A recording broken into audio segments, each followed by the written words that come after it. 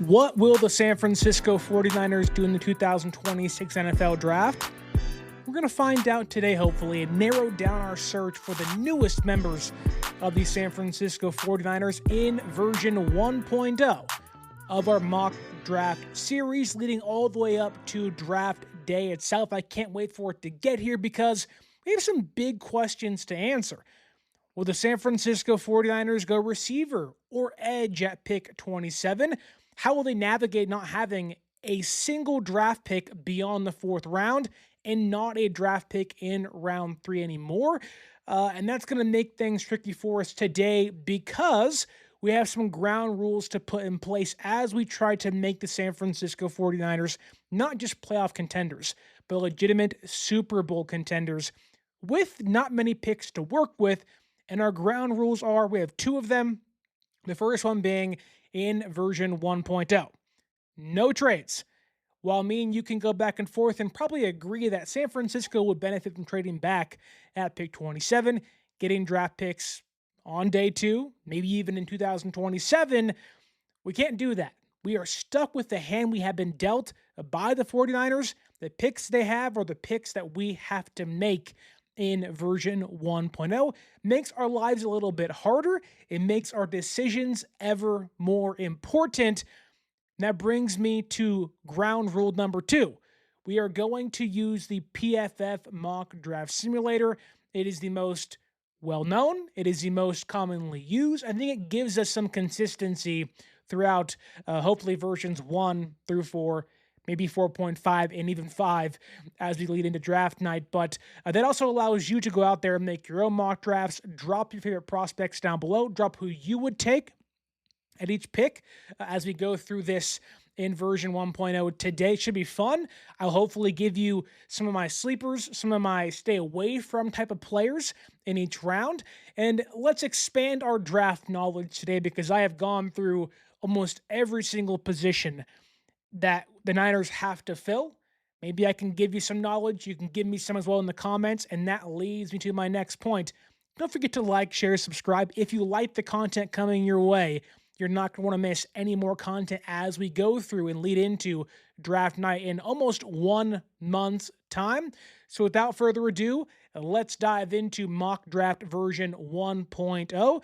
As you can see on your screen, put myself in the corner, and we will bring up the PFF mock draft simulator with the Las Vegas Raiders on the clock. Pick number 1, Goodell, hit the chime. Do-do-do-do, do-do-do-do. God, I can't wait to hear that in just 1 month. It is one of the best times of the year. It's really one of the times where every fan base feels like we got a chance, even if you really don't. But the 49ers do believe they have a chance. You sign Mike Evans, you bring back Dre Greenlaw, you get Osa Odigizua, you feel like the defense is coming together. How can we put the cherry on top of what has been a really nice and beautiful ice cream sundae for the 49ers today in our mock draft version 1.0? Goodell's coming to the podium. The pick is in, and the Raiders are going to take, as we all expect, Fernando Mendoza of the Indiana Hoosiers, quarterback, number 1 overall. And let's see what San Francisco has to work with at pick 27. But first, let's reverse things back to see who was taken in front of us. Mendoza goes 1. Jeremiah Love goes number 2, as you can see. Things aren't always too accurate when it comes to mock drafts because Breece Hall is back with the Jets. The Jets said, screw that. We're getting Jeremiah Love. Arvell Reese goes number 3. Sonny Styles goes number 4 to the Titans. Nothing else too shocking. Carnell Tate goes to the Chiefs. Mansour Delane goes to the Saints. The Dolphins trade away Jalen Waddle to the Broncos. They immediately draft Mekhi Lemon. The big real shocker of the top 10 is the Bengals getting Reuben Bain Jr., who drops all the way from his assumed number 2 spot to number 10. The Rams get Monroe Freeling, the tackle from Georgia. The Ravens go safety with Dylan Thieneman, also from Oregon, with his teammate just behind him, Kenyon Sadiq, going to the Buccaneers. Omar Cooper Jr. goes to the Vikings, so maybe Jordan Addison does get traded in this mock draft version 1.0. Akheem Mesidor, who I love from Miami, he goes 20 to the Dallas Cowboys.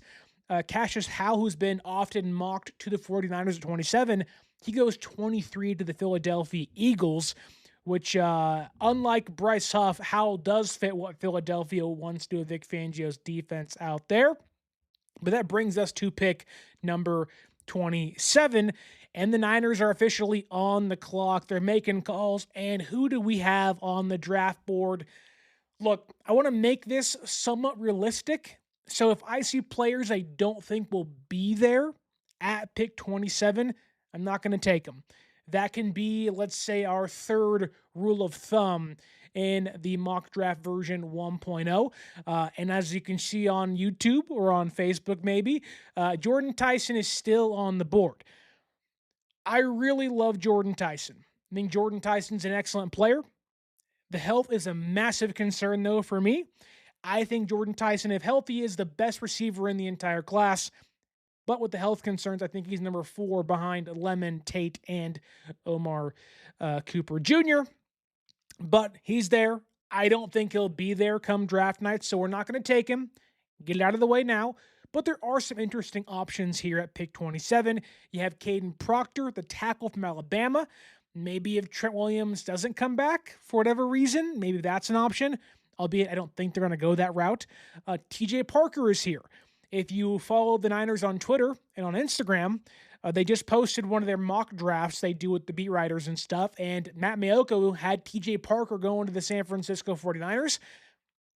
I'm kind of scared of the Clemson guys because 2024 was great, and it was awesome. And the entire team said 2025 is going to be the ultimate crap show. We're going to step on a pothole, and it's going to be a disaster. And everybody took a massive dip in 2025. So I'm not too fond of TJ Parker. I don't think he has difference maker traits, but some others might. I'm just not that guy. Behind him, though, you have Maxi Honachor, the tackle from Arizona State, who I love. In this draft, he played right tackle, but also can play left tackle. If you want to bench a guy for a year, sit a guy for a year, and let's say you're looking to move off Trent in 2027, I think that's the guy you'd take. He moves like, freaking freight train in space, and that's the guy I think you want to sit behind Trent for a year. I think there is a chance he can play guard, but San Francisco now has 3 veteran guard options opposite Dominic Pooney. So they are quietly putting together a very deep offensive line, but still have the whole left guard for the time being.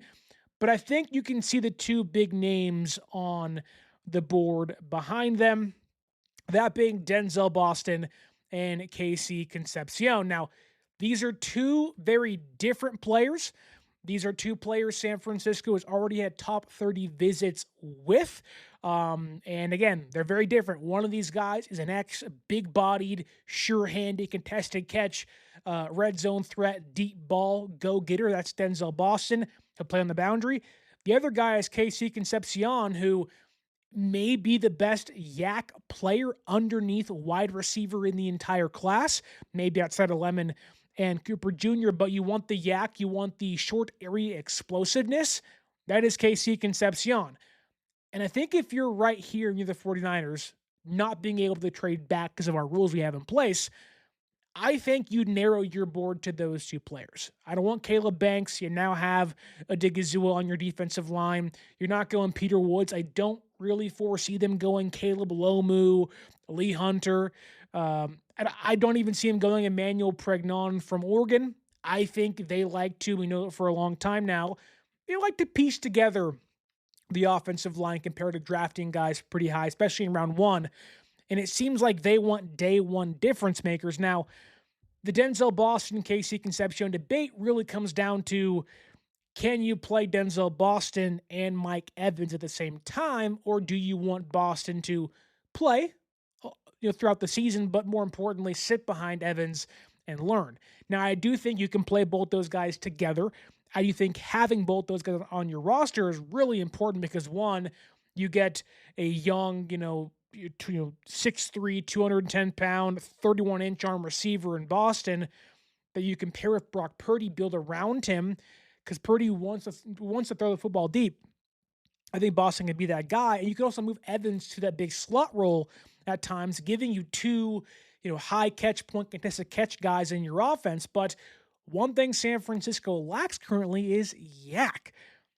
They don't have a single wide receiver unless you want to incorporate Kittle or McCaffrey. And maybe if you get something out of Jacob Cowing, that is a yak monster.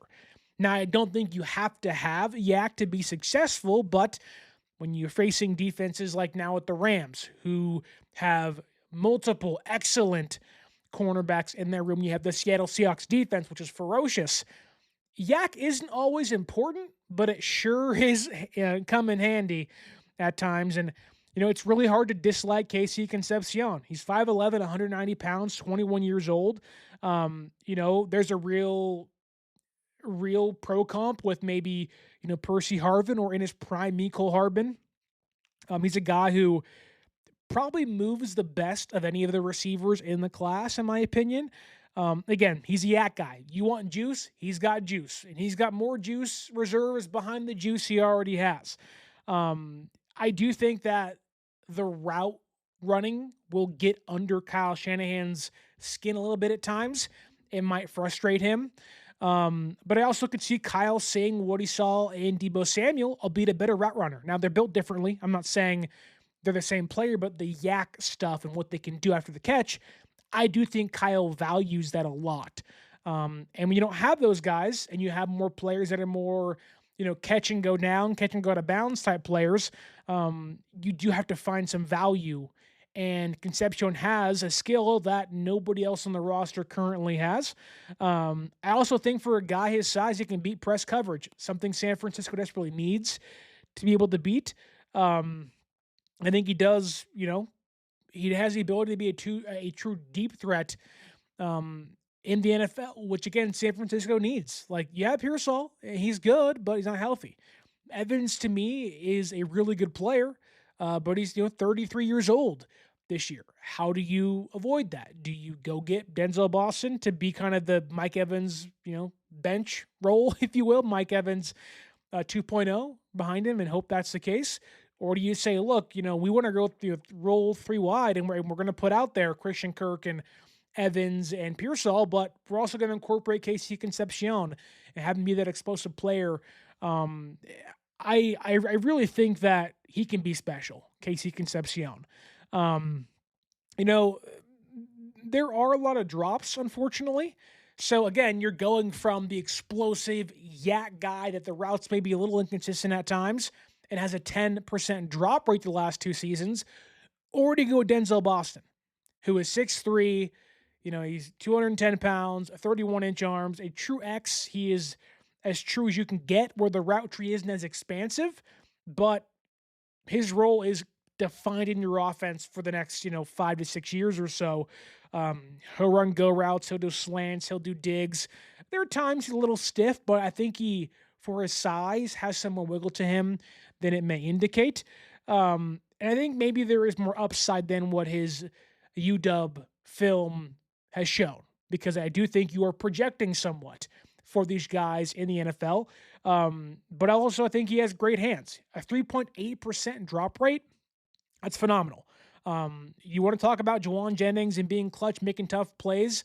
Denzel Boston is that guy where you can make the argument that Denzel Boston's skill set, being the ex-receiver, the high point catch guy with a 59.4% contested catch rate, fits Brock Purdy's skill set. And I think that's why I want to take Denzel Boston here. So at pick 27, we are taking UW wide receiver Denzel Boston, who is also a phenomenal run blocker. So at pick 27, we're taking Denzel Boston, not Jordyn Tyson, not Casey Concepcion. So you're going to have to forgive. Maybe if I missed or didn't take the guy you wanted, but we're doing the darn thing here. And as you can see, we are now at pick, let's see here on our draft boards, pick 58 in round number 2. To show you who's off the board now, any kind of notable names off the board. This episode is brought to you by Indeed. Stop waiting around for the perfect candidate. Instead, use Indeed sponsored jobs to find the right people with the right skills fast. It's a simple way to make sure your listing is the first candidates see. According to Indeed data, sponsored jobs have 4 times more applicants than non-sponsored jobs. So go build your dream team today with Indeed. Get a $75 sponsored job credit at Indeed.com/podcast. Terms and conditions apply. In the second round, KC Concepcion goes 40 to the Chiefs, meaning the Chiefs grabbed Carnell Tate and KC Concepcion in this mock draft. The Patriots got Max Ihanichor. The Cardinals went Zion Young out of Missouri. Great edge rusher. Would love him for San Francisco in round number 2. Maybe fringe round number 1. Gabe Yakis goes to the Saints. That is a very Saints pick. Chris Bell goes to the Baltimore Ravens. Love that for the Ravens and Lamar Jackson. Keith Abney, underrated cornerback. He goes to the Colts. Jacob Rodriguez, who may find himself being a first-round draft pick this year, goes to the Vikings. So the Vikings get maybe the second best linebacker in this class, and they get Omar Cooper Jr. 2 good picks by the Vikings there, in my opinion. Chris Brazzell goes to the Panthers. Jennings Dunker goes a couple of picks. What is that? 5 picks in front of the 49ers to the Pittsburgh Steelers. A very Pittsburgh Steelers-esque pick right there. Getting Jennings Dunker, and Keontae Scott goes to the Green Bay Packers. Meanwhile, Bryce Lance, Trey Lance's brother, goes 1 pick in front of San Francisco to the Chicago Bears, leading us to pick 58 overall. Now, again, we do not have a third-round pick. We pick at 158, then all the way at 127. So you have to ask yourself, where is the value? And I think here is where the value is at edge rusher. You can make an argument for going Traden Stukes here, who I think is an excellent safety. I know it says cornerback here, but I think he's an excellent safety out of Arizona. I think he's a freaking ball hawk. I think there's reason to believe that his speed plays at the NFL level. But we know San Francisco and how they value safety, albeit that could change with Raheem Morris. I think Matt Barrows put out an article today saying that they may not think these safeties are bad. I would disagree. But we know that Morris values versatility. So maybe there's a case that you don't take a safety here, albeit A.J. Halsey, I think, is a great player out of LSU. Big fan of his. I think he's super underrated. Now it's round 2, so how underrated can guys get? But I think Halsey's probably the 5th, 4th best safety in this class. He's 5'11", he's 215 pounds. But the dude can play all over the place, the slot, free safety, the box. And he is a freaking ball hawk. The instincts are incredible. So if you want that ball hawk safety, I think A.J. Halsey can be that for you at LSU. He's also somebody who he takes calculated risks. So it depends on what you want to improve here. Now, you can look at the defensive line and say, Bosa off an ACL, Michael off an ACL, Keon White was shot on Super Bowl night in the ankle. The only healthy edge rusher you have is Samuel Kawanu on a 1-year deal. I think that leads me, at least in my opinion, to getting an edge rusher. You can get tight end later. You can go offensive line later.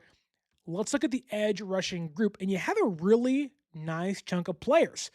You can go with Derek Moore, kind of the power skill sets out of Michigan. You can go Joshua Joseph, who is kind of the 6'2", 35-inch arm freak that can fill running lanes and grab quarterbacks trying to get away from you, who forced 6 fumbles last year. He's a bendy player, but, doesn't have much power behind him. You can go with, that's Joshua Joseph from Tennessee. Sorry. You can go Dennis Sutton from Penn State, who I think doesn't offer much potential, but has a really high floor. You can go Romello Height from Texas Tech, who is a bigger player than Cashius Howell, but is that speed rusher off the edge that San Francisco may want to replace Bryce Huff with. Or you can look at one of my favorite players, that is Malachi Lawrence. Now, I do think there is a give and take with Lawrence because you have to address the fact that, he didn't play the best talent at UCF. That's a concern. Are you beating anybody worth a value of tackle when you're playing for UCF? But 6'4", 247 pounds, 33.5-inch arms, fills running lanes pretty well. But he is a pass rushing specialist at a 19.6% pass rush win rate. The pad level is really never a problem. He has good leverage for a player his size, really quick first step, and strong hands. Isn't as bendy as I think you'd want him to be for a player that has his explosiveness off the edge. And I do wish he had a more consistent pass rush plan where he'll have the initial hit, and then it's like, okay, what's next? Where you want to have the counter moves to when the tackle responds to your first hit. You want to see, the dip and go, the spin moves. You want to see, kind of the push and pull, right? He doesn't always have that in his plan. And, I do think there is a concern, despite him having a really good size, 6'4", 33-inch arms. Why do you have a 24.2% career missed tackle rate? What's going on there? Why aren't you finishing off your plays?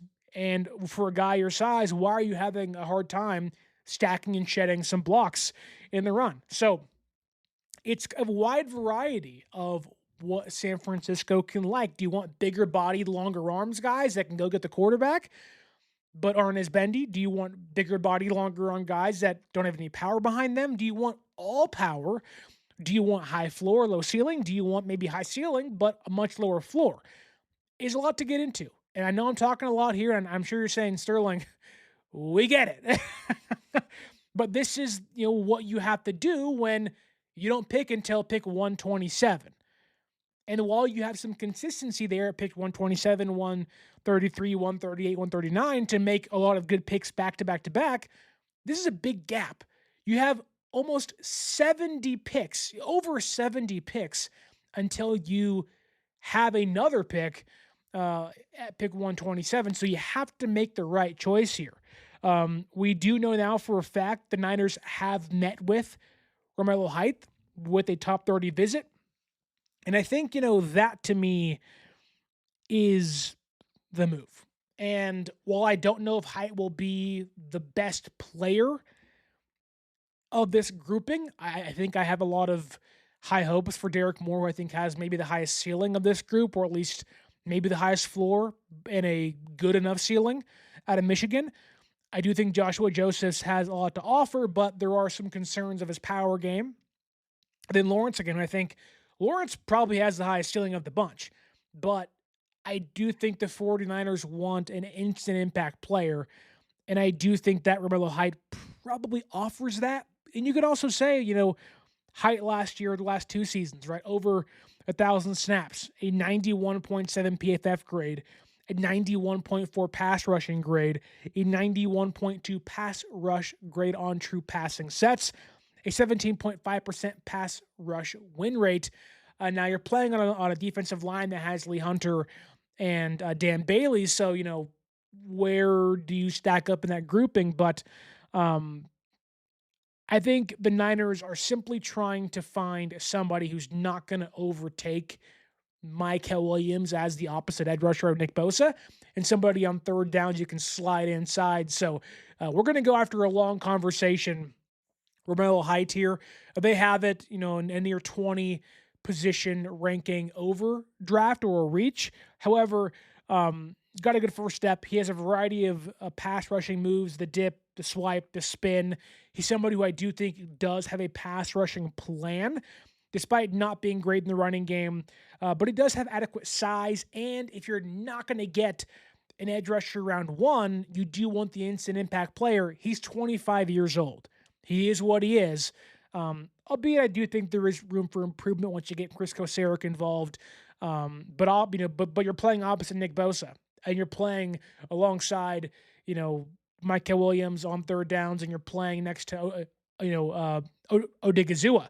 So, there is room to say you might be the worst pass rusher or the worst player on the defensive line on third downs, but if that's your role, you got pretty much a 1v1 each time, and you're going to be able to run stunts and get around guys. So we're going Height here in round two. A lot of debate. I totally get it. There's a reason why it's the back and forth, because there are concerns. There are questions as to what do you do at pick 58, because again, it's a long way to the back. But drop your thoughts down below on our first two picks. Denzel Boston, wide receiver, UW, 27 overall. Romello Height, edge rusher, Texas Tech, to be the third down pass rushing specialist behind Micah Williams opposite Nick Bosa. And it's now a good time to remind you, if you want to watch these Niners play, baseball starts tomorrow, Giants, Yankees, and the WNBA is coming up soon. The NBA is still in full swing, and concerts are here. It's getting hot. It was 99 degrees yesterday where I'm living. It's not fun. But when the heat creeps up, the concerts arise, sports start to spring back open again, and it makes you want to step outside and do something. Use our promo code 49ersaccess, 49ERS, ACCESS at SeatGeek.com to save yourself $20 off your first purchase. Again, 49ERS, ACCESS at SeatGeek.com to save yourself $20 off your first purchase. It's right here on top of your screen, just like that. And you can also follow us on social media down below at 49ers.access is the Instagram, 49ers_access is the extra Twitter. If you want to continue our conversation with the mock drafts we have throughout draft season, these are going to be posted on social media throughout the week. We can discuss, we can DM, we can go back and forth as to why we made those picks outside of just the current podcast form.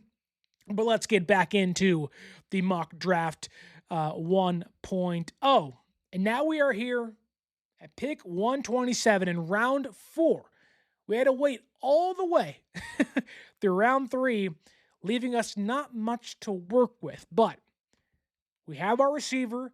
We have an edge rusher. We know San Francisco drafts for need more than anything. So as we get back into this, what are the remaining needs? You have offensive line help. Do you want to go tackle? Do you want to go guard? The Niners have tried to draft tackles the last 2 seasons.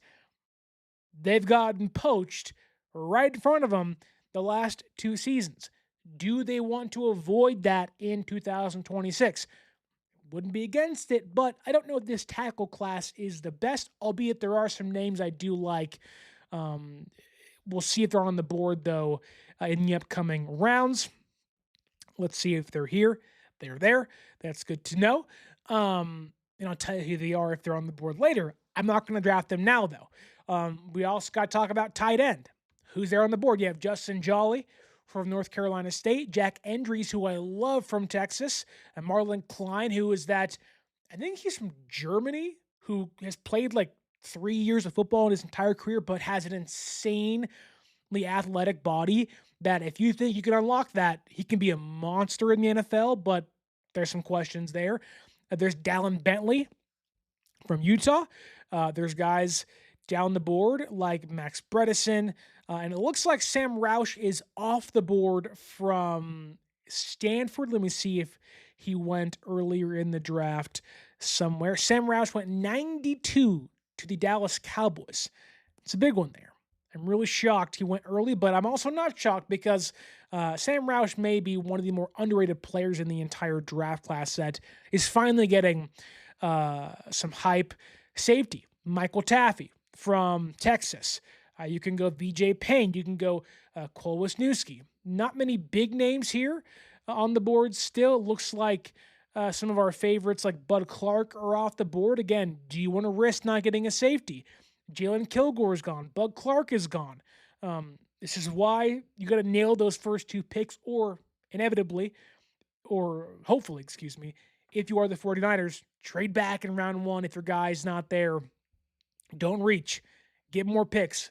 If Jordyn Tyson's there at 27, someone's coming up, which he was here in this case. So I would have traded back, but we got to talk about who's there on the board. You can go to cornerback. You want to find somebody that maybe you think is better than Ronaldo Green. I don't see one here. I do like Ephesians Prysock a lot from UW again. Hezekiah Mass is also a pretty fun player from Cal. But it seems like to me that I would go offensive line or tight end. You can go Bo Stevenson from Iowa. I wouldn't hate that at all. And you can kind of go back to back to back here. Pat Coogan from Indiana is on the board here. If I can bring up my notes for the interior offensive lineman I have. Bo Stevenson's actually a pretty big guy. He's 6'5", 310. Let's see if they have it here on PFF. But overall, he's a pretty good player. San Francisco and their Iowa offensive linemen go hand in hand. I don't think he's going to be there at pick 133. We have our edge rusher. There's plenty of tight ends still there. I don't think any of the teams in front of us need tight end. It doesn't seem that way. It's the Lions, it's the Bears, the Dolphins, the Patriots, and the Saints. So I'm going to go Bo Stevenson. I think you want to let's think about this for a second. They just signed another guard in Robert Jones. Maybe they go Bo Stevenson. Do you want to plug up left guard? You have Connor Colby there. You can move him around. See if I can bring any of this up for you. But he's played left guard. He has some experience at right guard. He's his own player. I don't know what his 10-yard split is, unfortunately, off the top of my head or in my notes. So, you know what? Let's see. Who is that? I don't want to miss on Jack Endries. That, to me, is the more important pick out of Texas. So we're going to go Jack Endries here. I think he's a phenomenal player. I was really upset last year when San Francisco didn't take Gunnar Helm, who went to the Titans, who was the Texas tight end last season. And I just love Jack Endries. 6'4", 240 pounds. He plays bigger. The last 2 seasons, over 1,300 snaps. He's a good receiver. He was a high school receiver and linebacker, former Cal walk-on. He's not going to be somebody you want to play in line, but he can be a solid blocker as a wing back, as a slot tight end, or just playing a little bit behind the line of scrimmage, kind of like how Kyle Juszczyk plays at times. But I think, you want to continue to build around Brock Purdy and your passing offense. I think Jack Endries is that guy. He's got natural hands. He can beat defensive backs in the vertical passing game. He's really a high floor player and maybe has a higher floor than most other tight ends in the class. I think he's somebody who kind of meets the blocking baseline that you want for tight ends and you say round 4 and at the NFL level. So we're going to go Jack Endries here. I think the Niners are okay at left guard right now. And we're going to get our tight end that can play in the slot. And lo and behold, look at that, folks. We can get Bo Stevenson next and find our left guard, maybe the future here right now at pick 133, leading us to our final 2 picks. Again, it's a pretty small draft because, they don't have any picks at hand. If I can change this for us here, there we go. Let's make it bigger, bigger on YouTube so you guys can see. Hopefully it's not too small. But we have our tight end, we have our left guard, we have our receiver, and we have our edge rusher. We got 2 picks left. What do we have to find? I think you can go safety or you can go BPA. Right now, there's not too many people that really scream or jump off the screen for me. Not a big Nick Singleton guy, although I do think he does fit the wide zone offense that San Francisco wants to run. You can double dip at edge rusher and go Max Llewellyn from Iowa. I wouldn't be against that. You can go Katron Allen with Brian Robinson, jump and chip to the Atlanta Falcons. You can go cornerback. You can go Ephesians Prysock. You can go receiver again. You can go safety. I think, let's talk about Ephesians Prysock for a second. Cornerback out of UW. UW. I'm a big fan of his. He's somebody who, when you dive into it, out of Washington, he's not going to be the biggest guy, right? He is the biggest guy. He's not going to, he's not an undersized guy. If you want to kind of mix and match what Seattle does, he's 6'4", 195 pounds. He is that big guy. And if you want to get physical at the jump and you want to have a good run defender who's not going to be great in man coverage, but is probably best served as, I don't want to say the best pro comp for him is Rick Woolen, but he is somebody who will take risks, who will get beat over the top because the speed always isn't there. There are a lot of similarities there. You go to his stats, albeit isn't the all telling column to utilize, but the last couple seasons in 2023, 611 yards allowed, 1 touchdown. 2024, 405 yards, 2 touchdowns. Last year, shockingly, on his most targets ever, at 73, he gave up 42 receptions for 351 yards and 5 touchdowns. That's a concern, but I do think if you want to play a more physical brand of football, you want to get into zone coverage, you want to have that bigger body, longer armed cornerback, I do think Ephesians Prysock can be that, which you'd be kind of trying to replicate what Seattle has done, because they got a bunch of big dudes out there playing cornerback, but that's an option for the 49ers here. You can go back to safety. You can look at Michael Taffy, who I like Michael Taffy. I don't think he's in my top 10 safeties group by any means. He's somebody who I like, but you can look at Cole Wisniewski from Texas Tech, who I think would be an overdraft here, but knowing we don't have picks after pick 135, that can be a problem. You can look at, VJ Payne from Kansas State, who they have here at, ranked 205. It's probably a little incorrect in my opinion, but he's 6'3", he's 206 pounds, 33 3/4 arm. So a big dude. He's 22 years old. The last 2 seasons, over 1,300 snaps. He's played free safety. He's played in the box. He's played in the slot. Not the best run defender. 69.7 run defense grade, and a 12.5% missed tackle rate, but also an 11.5% incompletion rate. But he's a massive dude that has 4.4 speed, and those guys do not grow on trees. He's got, one sideline to the other type of speed. He's got the arm link. It shows up in man coverage. He can flip his hips and get vertical. He can cover tight ends. The problem is, though, he'll guess wrong a lot. If he sees something, his diagnostics are not always on their game, and he'll be physical, but his recognition is just really bad, really bad. It's not there. He's somebody who I don't think can play day one, but again, you want that bigger body guy. We know what Raheem Morris likes, to move safeties around, get physical at the catch point. Albeit his run defense is not, I think, what you want it to be for a player his size. You'd rather him, be that big wrap-up dude. And there's some instances of that, but he's more of a coverage player, in my opinion. But he has played 773 snaps in the box the last 2 years, 358 at free safety, and 34 in the slot. So you want to move guys around and you want to have versatility. The Niners would have one of the more versatile rooms of safeties if they went and got VJ Payne or somebody else in the room or in the class this year. Somebody like Jalen Kilgore, somebody like Zakee Wheatley from Penn State, somebody like Keontae Scott from Miami, Bud Clark from TCU, Traden Stukes from Arizona. And I'm really shocked that Zakee Wheatley isn't here, but I do like what VJ Payne brings. Maybe if it was round 5 or 6, I'd like it more, but I do think he is a top 12 safety in this class. But what do you want to take here? Do you want to go safety? Do you want to go tackle? Do you want to go edge? I know I'm rambling, so I'll just make a pick here. I will go on a limb, and I will say this. We're going to reach for a tackle here. And I know I just talked about safety the last 15 minutes, so I apologize. But I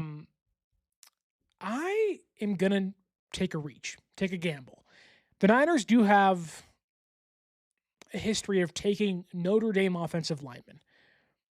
Aaron Banks, Mike McGlinchey. I'm going to go Emil Wagner here. But why? 6'5", 302 pounds, near 35-inch arms. He's a true tackle that can display the arm game against defenders. He's a 2-year starter, so there is some proven talent behind the player. This past year, 7 pressures and 1 sack allowed in 342 passing snaps. I think he got much better this past year than what 2024 had to offer, and you saw that on film. I think his hips are fluid. I think he has good footwork. I think he has, with the long arms, the ability to mimic the pass rushers that are against him. I think his body control is good. I think he's aware of who he is and how to use his hands. I do wish he was more active in his hand attacks, but I think he's a really good player. He has good leverage for a player that's 6'5". Now, the question is, and I think this to me is why you draft him and sit him for a year behind Trent Williams. He really struggled against some of the top tier edge rushers in the class, and that's a problem. But if he sits for a year, learns from Trent, goes against Bosa at times, you want to talk about drafting for the future? I think Emil Wagner is that guy. He moves extremely well. So we're going tackle there, getting our tackle, back-to-back picks, offensive line, fixing some of our problems that we've had. So you can say receiver, edge, tight end, guard, and tackle are fixed to some degree. And kind of get that other swing tackle opposite of Darian Lowe. You kind of push Awesome Pleasance off the roster, hopefully, in this case. And now you kind of have a luxury of what do you want to do? You want to go cornerback? You want to go running back? You want to go safety? You want to go receiver again?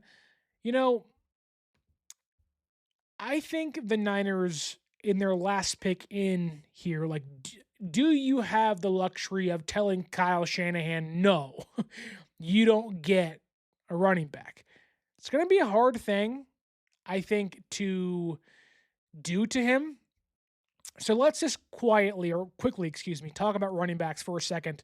Not a big Nick Singleton guy. Just think he's like an RC car. You rev him up and you just say, go, straight. However, I do think Shanahan can get him out in space, and that's where he can eat, which is what you need for a player like Nick Singleton. I think he's somebody who you rev up and just say, go, but there isn't much else between the tackles. He isn't a creative runner. He isn't somebody you're like, oh my goodness. I also am not a big fan of, I'm not the biggest fan of Mike Washington from Arkansas. I don't think he's even here on the board, but I'm just going to toss it out there for you so you know where I stand. So I've seen him mocked to Niner fans all year, basically, or the last couple months.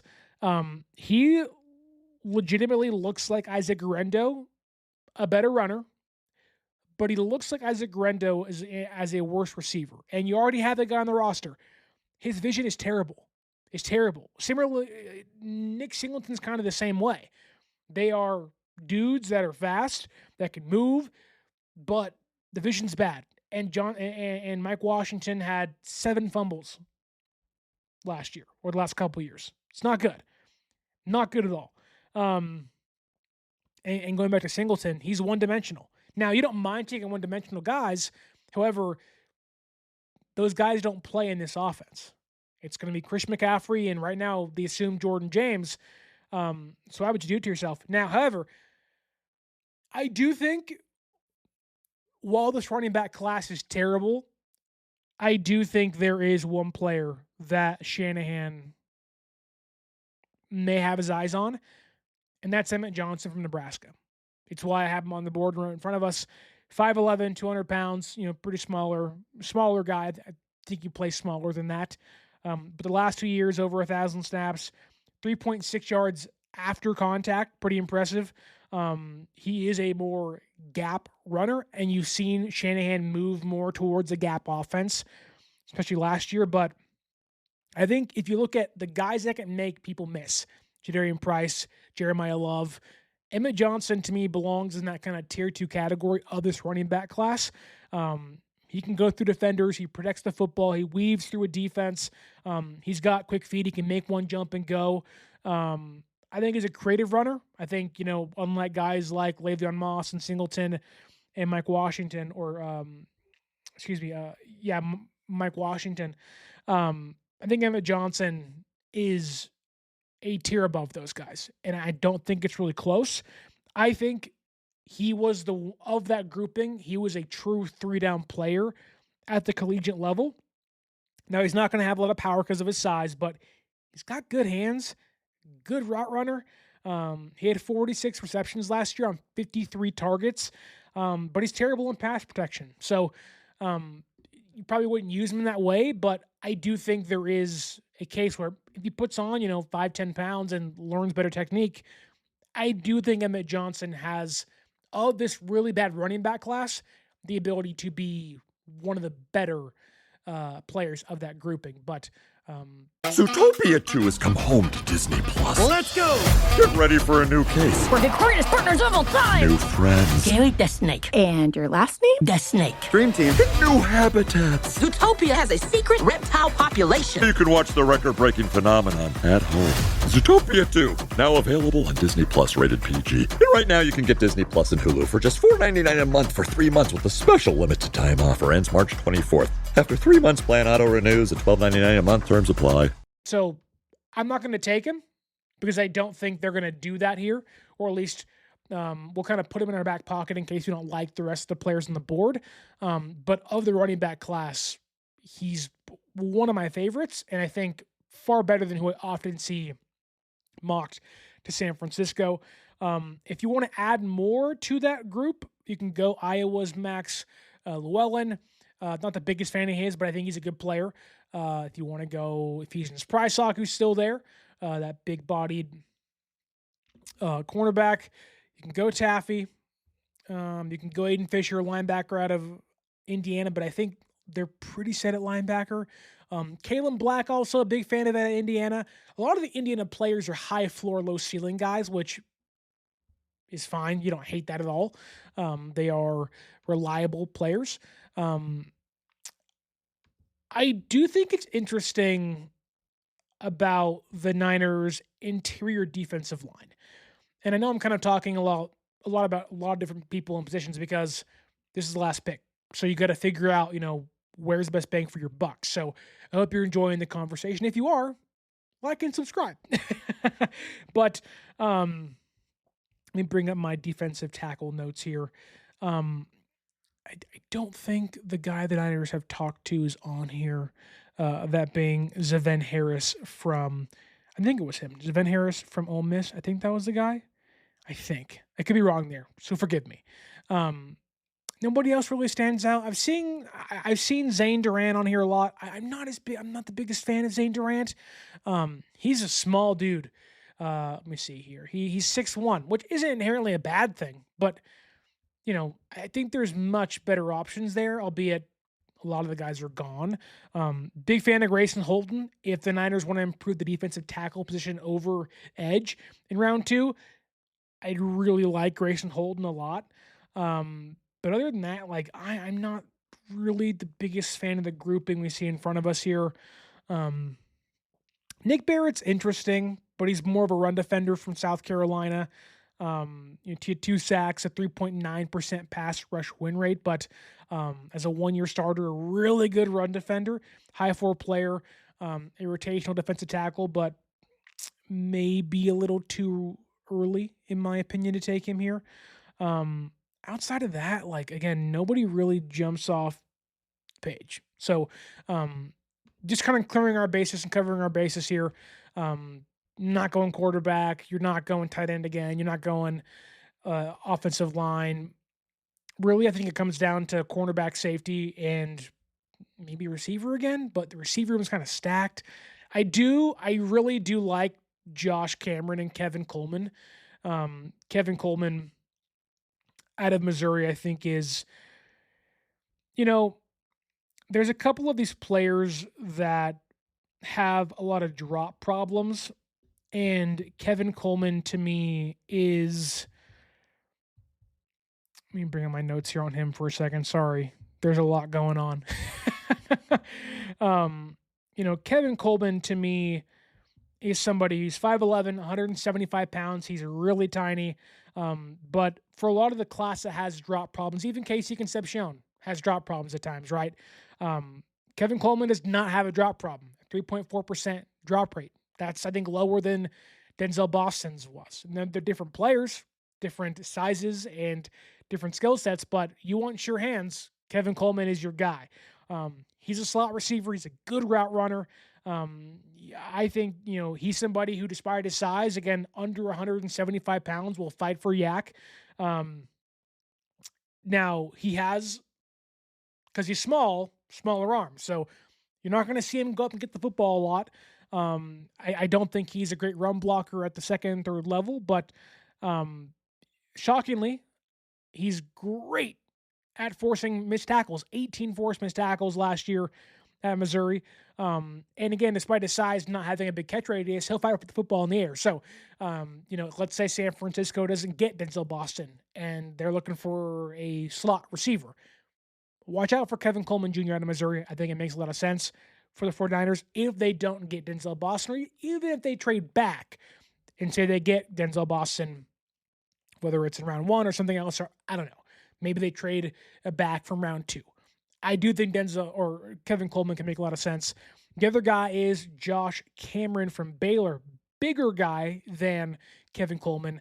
6'1", 223 pounds, so pretty big dude. 34-inch arms, 10.25-inch hands. This dude, like Kevin Coleman, doesn't drop the football. 4% drop rate last year. Dense body, just thick as an ox, strong as an ox. That's probably the term I should use there, not thick as an ox. He is dynamic after the catch. He gets after it. Now, he's not the most successful, or how should I word this? He doesn't have an expansive route tree. And the timing in his routes seem off at times. If you watch his tape, it just seems like whether it was a quarterback issue or his own issue, there was just a lot of timing issues at Baylor last year. And I'm not sure that's him or the quarterback, but he also has 45 career punt returns, which is pretty good. So San Francisco is reluctant to put back Grendo or Cowing or even Pearsall at times. Cameron can be that type of player. He had 20.7 yards per return in 2024, but he does need to have some work. So I think he's a player you draft and that probably wouldn't play much. He'd be kind of buried behind Evans, in this case, Boston and Pearsall and Christian Kirk and Jordan Watkins and Cowing. But I do think there is a role for him as a punt returner, unless they view Junior Burgeon as that. Again, I probably wouldn't go here because you got Boston, but I wanted to bring those two guys up to us as we round things out. That said, I'll ask you guys this in the chat, in the YouTube comments, and on the audio podcasting platforms, because we're debating here. Would you fill your safety need with, say, somebody like Michael Taffy from Texas, VJ Payne from Kansas State? Or do you say, get the best player on the board here? Do you want to get the best running back on the board here and maybe save yourself from having to deal with Grendo as your third running back, or Patrick Taylor Jr. as your third running back if Grendo isn't who they like? Somebody who said they wouldn't take a running back, I'm really contemplating Emmett Johnson. I don't think there's a safety here I love, unless it's VJ Payne. You know what? Screw it. We're going to go best player available. I normally wouldn't do it, but we're going Emmett Johnson. McCaffrey had a billion touches last year. You want to save yourself. I think Emmett Johnson is the pick. Running back out of Nebraska. I think he's the best player there. That's what you do. You take the BPA. Not too concerned about the draft grades. We'll look at them here.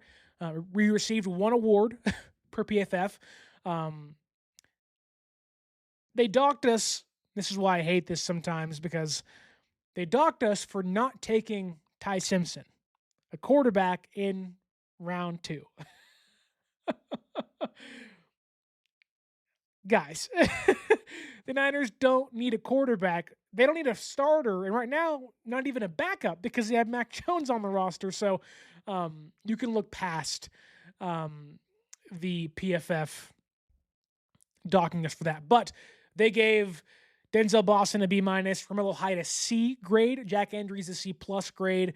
They gave the Bo Stevenson an A- grade. They gave the Emil Wagner reach, and I get why, but got to get your tackles. Niners are limited in how many picks they have. Only 6 this year currently, so I don't mind reaching for a tackle if you can do it correctly. I think Wagner can be that guy.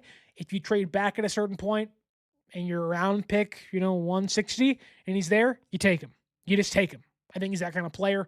And they said our grade was an overall C+, which ranks in the bottom 28. PFF said this was terrible, Sterling. And I would say, PFF, you're wrong. But, I think a lot of that is because of the reaches for maybe height or Wagner. And again, we got docked for not taking a quarterback in round 2 because why? But round 1, you can see, I'll bring it up for us again, and I'll just go through every single pick for us for the audio listeners.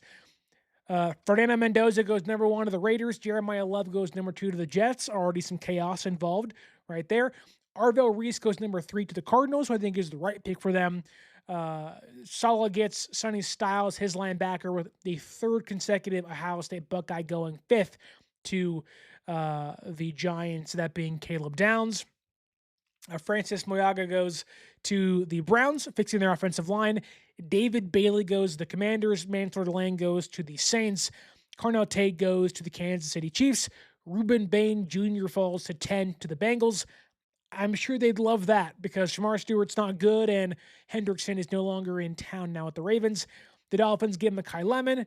The Dallas Cowboys, I'm not even going to try to say his name out of Penn State. I'm sorry.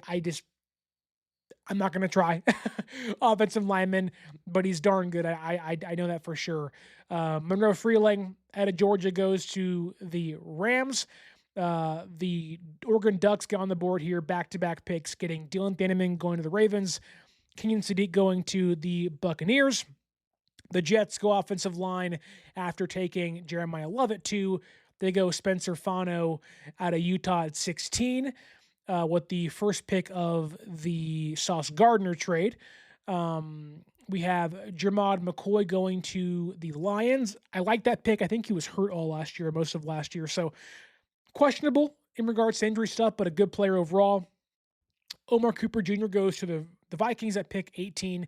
Avion Terrell goes to the Panthers at 19. Akheem Mesidor goes to the Dallas Cowboys at 20. So they beef up their trenches on both sides of the football. Emmanuel McNeil-Warren goes to the Pittsburgh Steelers at 21. Keldrick Falk goes to the Chargers at pick 22. Cashius Howell goes 23 to the Philadelphia Eagles. Blake Miller, somebody who I have seen mocked to the 49ers at 27, goes to the Browns at pick 24. They go 2 tackles in the first round, albeit Muyaga can go play guard for them in the meantime. Colton Hood goes to the Bears. C.J. Allen goes 1 pick in front of the 49ers to the Buffalo Bills. And San Francisco takes Denzel Boston from Washington at 27. Jordyn Tyson goes 1 pick after Boston to the Houston Texans. So then they had Nico Collins, Jordyn Tyson, and the entire Iowa State receiver core in Jalen Nolan, Jalen Higgins behind them. Then take that rounding things out there with the Houston Texans. Kristen Miller goes to the Chiefs. The defensive tackle from Georgia. At pick 30, the second first-round pick of the Miami Dolphins, they go Caden McDonald from Ohio State. Then to finish out the first round, Maxi Honicher goes to the Patriots, kind of fixing the Will Campbell arm problem we saw in the Super Bowl. And the unfortunately named Super Bowl champion Seattle Seahawks go Lee Hunter, which pretty funny pick there if you ask me. But that is your first round, and I'll read you off our Niners mock draft. Again, round 1, pick 27, Denzel Boston goes to the 49ers, wide receiver out of Washington. Round 2, pick 58, we go Romello Height out of Texas Tech, the edge rusher. He becomes your instant impact speed rusher to accompany Micah Williams opposite Nick Bosa. No third-round draft pick. We're going Jack Endries at pick 127. Kind of get your maybe eventual Kyle Juszczyk replacement, but he can play similarly to that. He can be your tight end 3 behind Jake Tunges. He can also help you out with George Kittle's injury, maybe lingering throughout part of the season. Love Jack Endries. I think he can be a real big dog for the 49ers in the receiving game and give Brock Purdy more weapons to throw to. Then we went offensive line and back-to-back picks. 133 going Bo Stevenson, getting ourselves a hopeful future left guard Then going Emil Wagner at pick 138 to get the eventual hopeful fingers crossed replacement for Trent Williams in round 4. Sit for a year, learn from Trent, hopefully become the next big thing. And then we go BPA Emmett Johnson to finish off our 6-pick mock draft. He can be the running back 3. He can be the running back 2 in a pinch, I think, this year, and hopefully spell Christian McCaffrey if he needs it in 2025. If you're going to lose Brian Robinson, you got to find somebody else in that room, not named Jordan James, because Grendo, for all the speed he has, lacks vision. I think Emmett Johnson can be a really good player in an offense like the 49ers and what Shanahan has to offer. But what do you think of our version 1.0 49ers mock draft? Do you hate it? Do you love it? God, I hope it is the latter. I hope you liked it. Is it my best work? We shall see as the year continues and as draft season continues. But drop your thoughts down below. What grade would you give us? PFF gave us a not so favorable C+ and a bottom 28% of Niner drafts. What would you give us in the comments below? Don't forget to like, share, and subscribe. Who would you have taken at the picks instead of what I did? Hopefully, again, you like what we did here on Mock Draft version 1.0. Drop your thoughts down below. Follow us on social media. Use that promo code 49ErsAccess, 49ERS, ACCESS at SeatGeek.com to save yourself $20 off your first purchase. And as always, my name is Sterling Bennett, and stay faithful.